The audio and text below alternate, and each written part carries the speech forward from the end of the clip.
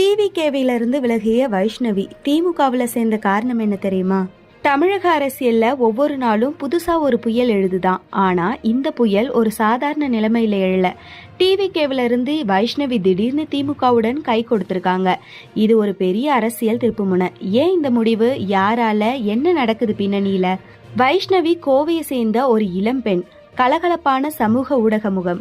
Instagram, YouTube, TikTok எல்லாத்துலயும் இவருடைய வீடியோக்கள் வைரலாகி பல ரசிகர்களை கொண்டாடி இருக்கு. இப்படி சமூக ஊடகங்கள்ல பிரபலமான இவர் டிவிகே கட்சியில இணைய கட்சியினர் பெரிதாக வரவேற்றாங்க.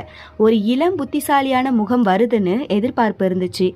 ஆனா அந்த எதிர்பார்ப்பு நிறைவேறல. கட்சிக்குள்ள உள்ள சூழ்நிலை, தலைமையினரின் அணுகுமுறை, மன அழுத்தம், இது எல்லாமே டிவிகே கட்சி பாஜகவோட நிழல்ல செயல்படுற மாதிரி இருந்திருக்கு.